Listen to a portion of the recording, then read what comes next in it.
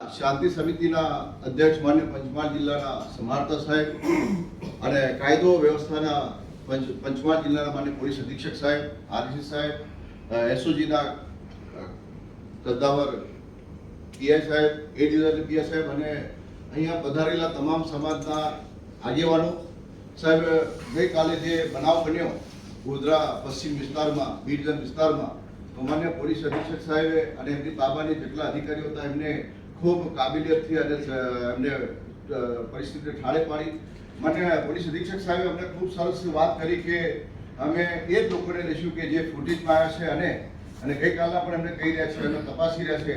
તો સાહેબ, અમારા સમાજની તમામ લોકોની લાગણી પણ એવી છે કે જે ફૂટેજમાં આવ્યા હોય અને ફૂટેજ સિવાયના જે બાકીના એ લોકો છે એ લોકો ના આવે. અને હું આજની આ મિટિંગના માધ્યમથી સાહેબને વિનંતી કરું છું કે એક વિડીયો કોન્ફરન્સ અથવા કોઈ એવો મેસેજ જારી કરી અને એવું જણાવવામાં આવે કે જે લોકો ફૂટેજમાં જે આ ઇન્ફ્લુએન્સર હતા, જે ઉપદ્રવી હતા, એ લોકોને દેવામાં આવશે, બાકીના નિર્દોષ લેવામાં આવે, જેથી કરીને એક શાંતિનો અને માહોલ બની જાય. હાલમાં સાહેબ પરિસ્થિતિ અમને એવી છે કે હાલમાં સવારથી અમે જે સાહેબે જવાબદારી સોંપી, અમે 15 થી 17 ફેમિલી પરિવારો સાહેબ સોંપી અમે મળીને આવ્યા. તો એમને એવું કીધું કે સાહેબ તમે જવાબદારી લો, તો અમે સાહેબ આવવા તૈયાર છે. તો સાહેબ અમે એમને આરોપીઓને અમે પકડી લાવીએ છીએ, ના નથી કહેતા, પરંતુ જે નિર્દોષ એ લોકોને કાઢી નાખો.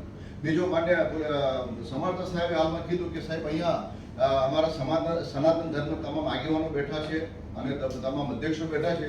સાહેબ, અહીંયા જગન્નાથ યાત્રા હોય, વિસર્જન, ગણેશ વિસર્જન, શોભાયાત્રાઓ જે 60% મુસ્લિમ વિસ્તારમાંથી પસાર થાય છે અને એના સિવાયની ગરબા સાહેબ નવરાત્રિ આવે છે ત્યારે તમામ આગેવાનો, મુસ્લિમ આગેવાનો અને હિન્દુ આગેવાનો સાહેબ તમે તમામ લોકો પંચમહાલ જિલ્લાનું શાંતિ, સલામતી અને સૌહાર્દભરી વાતાવરણ બને એના માટે અમે સાહેબ હંમેશાથી ખભા મિલાવીને સહકાર આપતા હોય છે. અમારા તહેવારોમાં પણ હિન્દુ ભાઈઓ આગળ આવતા હોય છે અને હાલના સમયમાં સાહેબ પંચમહાલ જિલ્લાની કાયદો વ્યવસ્થા, શાંતિ, સલામતી, વિશ્વાસ, સુરક્ષા બાબતમાં સાહેબ સુવર્ણકાળ નહીં પણ અમૃતકાળ ચાલે છે. અમે આ માહોલ કાયમ માટે સાહેબ બની રહેશે અને અમે જેટલા આગેવાનો, હિન્દુ આગેવાનો, મુસ્લિમ આગેવાનો બેઠા છે, અમે સાહેબ ગામનું વાતાવરણ ક્યારે પણ અને કોઈ અનિચ્છનીય બનાવ ના બને અને સ્વાર્થભરી વાતાવરણ બની રહે એના માટેની અમે સાહેબ જિલ્લાની ધરોહર બેઠી છે.